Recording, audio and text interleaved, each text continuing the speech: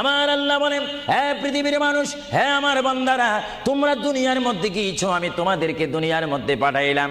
পাঠাইবার পরে আমি জানি তোমরা অনেক অন্যায় পথে যাবে, অনেক কাজ করবে, যে কাজগুলোর মধ্যে তোমাদের গুনাহ হয়ে যাবে। হে বান্দা, তোমরা গুনাহ করবে তাও আমি ভালো মতো জানি, তোমরা পাপ করবে তাও আমি ভালো মতো জানি।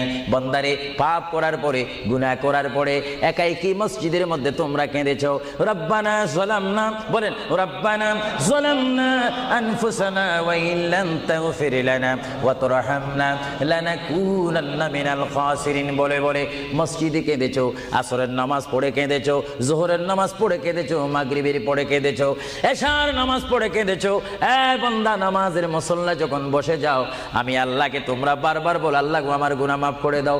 তারপরও আমি তোমাদের এই গুনাহ মাফ করে নেই। তারপরও তোমরা নিশি রাত্রে, মানুষ যখন ঘুমে যায়, তোমার বিবি যখন ঘুম যায়, তোমার ছেলে যখন ঘুম যায়, তুমি নিশি